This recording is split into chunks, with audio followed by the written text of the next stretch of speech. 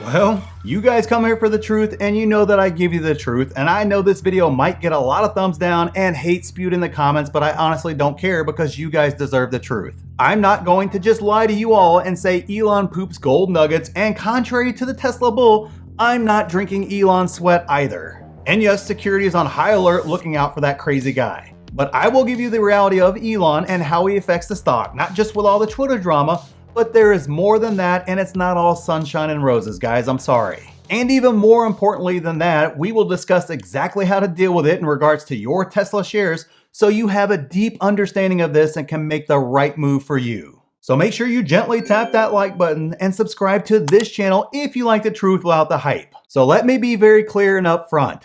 I would be lying if I said Elon at times does not hurt Tesla stock.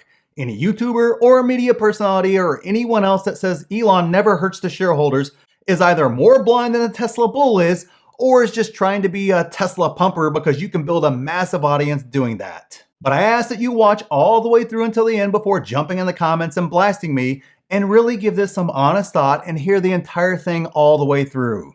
You guys come here not to be pumped up that Tesla will be at $1,000 by Christmas, but to get the truth and a level-headed take on this subject and an honest view on what to do because of all this. But you gotta hear me through all the way to the end. So let's talk about some of the ways he hurts shareholders, because some of them are obvious and we all know about them, and some of them are not so obvious. So let me give you those too, since it may not be on your radar at all. When Elon tweets like he famously did about taking Tesla private, funding secured, that hurt us as shareholders. Him tweeting at all about selling hurts us as shareholders, and so do Twitter polls about selling aren't that great either. Yes, it's funny and highly entertaining, but it's not good for us as shareholders. Elon on earnings calls in the past was not a good thing for us as shareholders. I mean, at times in the past, he was unfocused.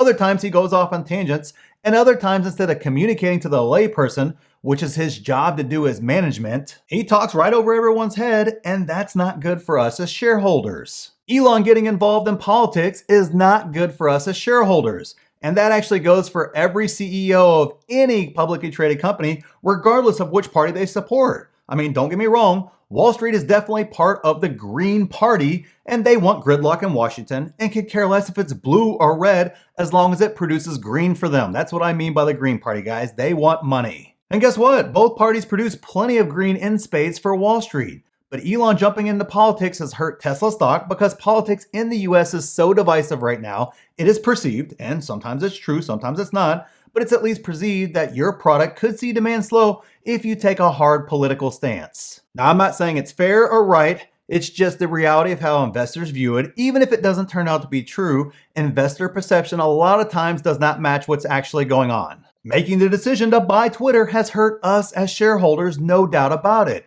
It has brought not only regulators looking into everything, but also large investors viewed it as just another distraction for a guy who has a million things already going on. And even if you don't agree with any of that, the fact is he has put massive selling pressure on Tesla because he had to fund the Twitter acquisition, which of course hurt Tesla stock because he had to sell in order to buy it. The fact he may need to continue to sell large amounts of Tesla stock to fund their operations of Twitter hurts Tesla stock. He is eccentric, always in the news, and kind of likes to poke the bear to include the SEC, politicians, and other celebrities. And make no mistake, guys, he loves being a celebrity CEO. Most CEOs shy away from the celebrity life, but Elon absolutely leans into it and does things to stay in that light. We love him for it, and it's all fun, despite the fact that at times it hurts us as shareholders, and it's just part of Elon being Elon. Now, despite all of this, do not get it twisted and let me be crystal clear.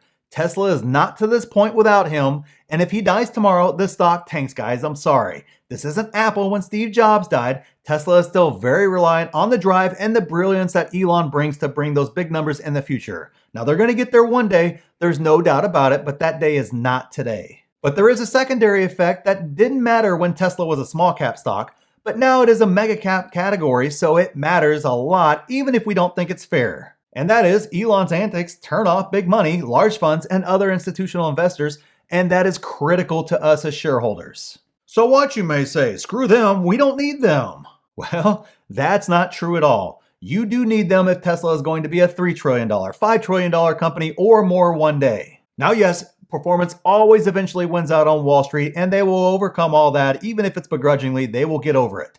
But the road in the meantime will be delayed. It's going to be more volatile, crazier, and more nerve-wracking for us as shareholders than if he would just stop the antics outside of Tesla and just basically run Tesla. Again, he has been pulled off the earnings calls for a reason in the past and has done much better since coming back, but he's been pulled off in the past. And if you want to hear an even bigger contrast, go listen to an Apple earnings call led by Tim Cook and then listen to an Elon-led earnings call and view it kind of as an old man, stuffy investor. Just pretend like you're that old guy that's going to listen to this and listen to those two different calls and tell me what you think. Now that shouldn't matter. I agree completely there, guys. The numbers and the performance are what should matter, but unfortunately it does matter, especially to large investors, and we're not going to change that, and complaining about being not fair or anything else like that is just useless. So you have to understand this so we know as shareholders what is going on, and more importantly, what we need to do with our Tesla stock. So what exactly do you do with your Tesla stock? To set the table per se, and so you know exactly where I'm coming from,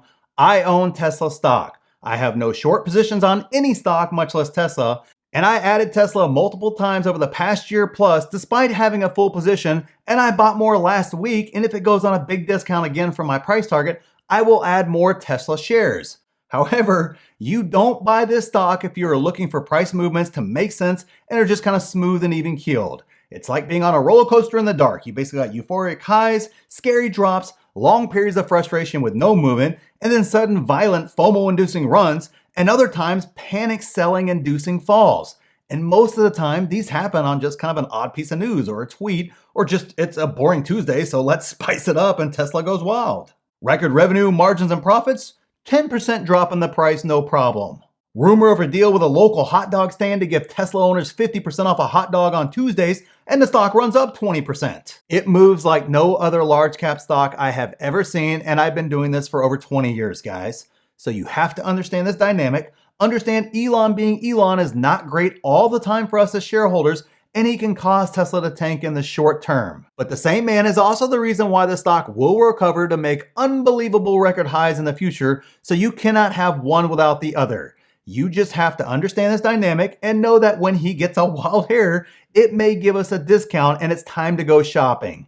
And then when he pushes Tesla 6 straight quarters to record after record after record, it's time to strap to the rocket, guys, because a huge run is imminent. You don't want to wait until the run starts because the FOMO will be just otherworldly. But this is the reality with Tesla stock, and if you understand it and accept it, you're going to be on a wild ride that will make you a lot of money over the long run. So hopefully this was helpful, and if you don't know how to get a price target or how to do a valuation and want a step-by-step process for doing that, building wealth, and you want direct access to me and much more, remember to check out the pinned comment down below to become a member and at least look at everything you get. And click this video here for the stocks I'm still buying in this market, and click here for exactly what I'm doing to make huge money in this market. So thanks for watching, and we'll see you in the next one.